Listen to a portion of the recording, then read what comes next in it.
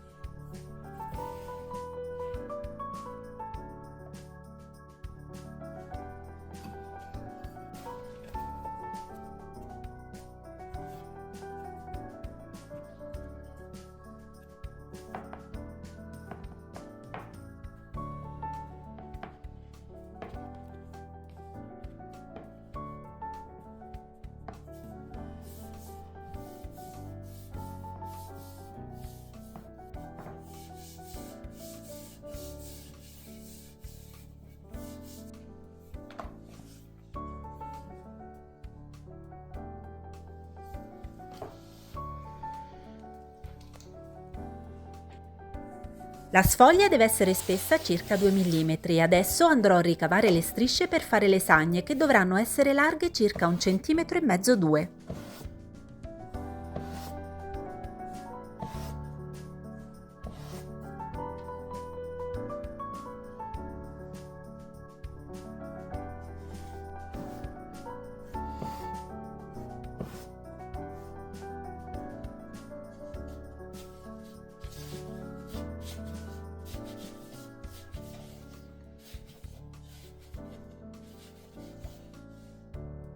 Vi faccio vedere di nuovo come dare alla striscia la tipica forma spirale. Mentre tengo un'estremità con la mano sinistra, con la destra arrotolo la striscia verso di me, poi sposto l'altro lembo a destra e ripeto il movimento, ottenendo la tipica sagna incannulata.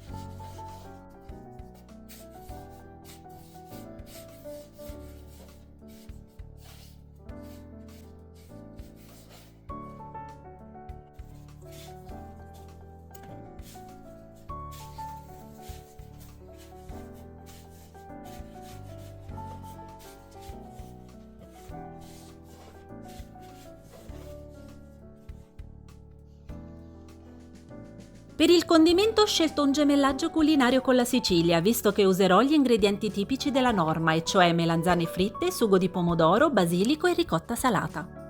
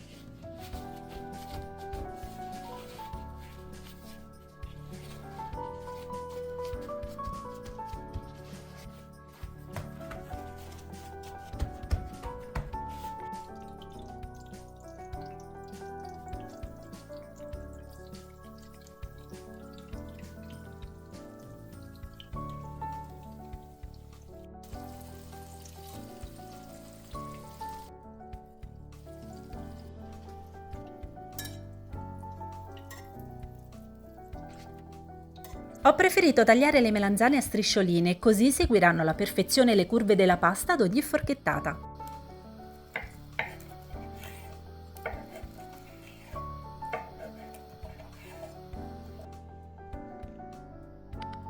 Vi consiglio di far riposare circa un'ora le sagne prima di tuffarle in acqua bollente salata, in questo modo durante la cottura manterranno intatta la loro tipica forma attorcigliata.